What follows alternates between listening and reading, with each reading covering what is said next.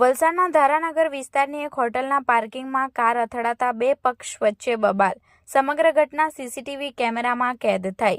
16 જૂન રવિવારના રોજ બપોરે 2 થી 3 કલાકના અરસામાં બનેલી ઘટનાની મળતી માહિતી મુજબ વલસાડના ધારાનગર વિસ્તારમાં એક હોટલમાં પરિવાર કાર લઈ જમવા માટે આવ્યા હતા અને જમ્યા બાદ પાર્કિંગમાંથી પોતાની કાર બહાર કાઢી રહ્યા હતા. જે દરમિયાન એક એસેન્ટ કારના ચાલકે પાર્કિંગમાં કાર મૂકતી વખતે ડિઝાયર કાર સાથે અકસ્માત કર્યો હતો. જોકે સમગ્ર મામલે બંને પક્ષો વચ્ચે બોલાચાલી થતા અકસ્માત કરનાર કાર ચાલકે તેના સાથી મિત્રને કોલ કરી બોલાવ્યો હતો.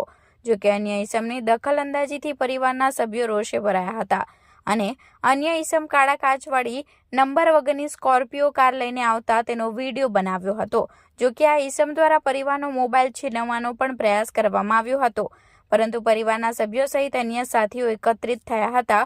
સ્કોર્પિયો ચાલક પોતાની કાર પૂરપાટ ઝડપે લઈ ફરી એકવાર કાર સાથે અકસ્માત કરી ઘટના સ્થળેથી ફરાર થઈ ગયો હતો.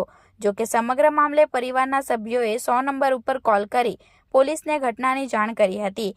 પોલીસે ઘટના સ્થળે દોડી આવી સમગ્ર મામલાની તપાસ હાથ ધરી હતી. આ બનાવની સમગ્ર ઘટના નજીકમાં લાગેલા સીસીટીવી કેમેરામાં કેદ થઈ હતી.